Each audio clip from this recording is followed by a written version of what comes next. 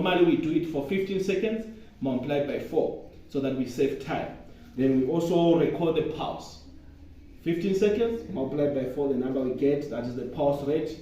Then when that is done, we just check the overall skin condition, feel the temperature. Then when that is done, from head up until we get to the toe, we do some examination. So we check for any deformities, any open wounds from the head up until to the toe, any tenderness from head to the toe, any signs of swelling from head to the toe. So we do a further assessment. When that further assessment is done, if we don't identify any injuries, then we can place our patient into recovery position. But if we see that the patient was bleeding, definitely bleeding goes with shock. So we have to place the person into shock recovery position. If the patient fainted, then we have to place them in the shock recovery position. But the difference between the two is shock, we lift the legs above the heart level, cover with the blanket up until to the chest level. But with fainting, we don't cover with the blanket to maintain body temperature. We just leave good aeration, air circulation. That is the difference, but the position is the same. Then people who are suffering from diabetics, let's say it's diabetes, is stroke, heart attack, we place them into what we call the semi-sitting recovery position. So they are semi-seated.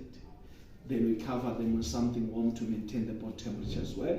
Then people who are suffering from epileptic seizure, as soon as they start to recover, we place them into Hayes recovery position, which means they lie on their side. The reason being that they have high chances of vomiting. There is a lot of saliva coming out, so they can be choked.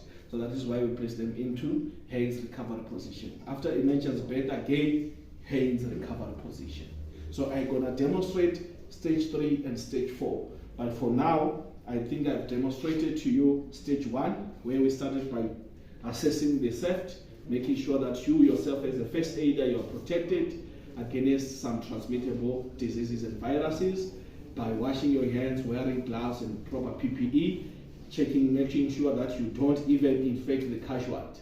Then we carry on, we do our hazard identification to check if the scene is safe. When the scene is safe, we have determined the level of cautiousness by hello, introducing yourself, may I help you, which is asking for consent, because we cannot just jump in and assist a person. We need to get their consent. If they cannot answer us, we can ask, is there anyone who knows John?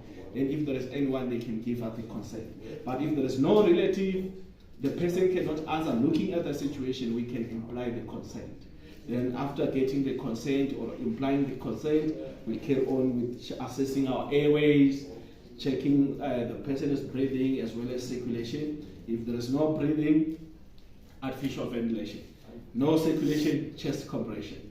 No both CPR, cardiopulmonary resuscitation.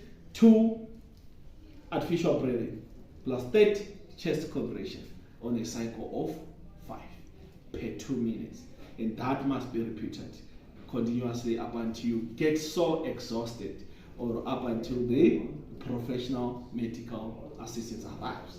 So that is how we do stage 1 and stage 2 before we proceed to stage 3. So now it is you who have to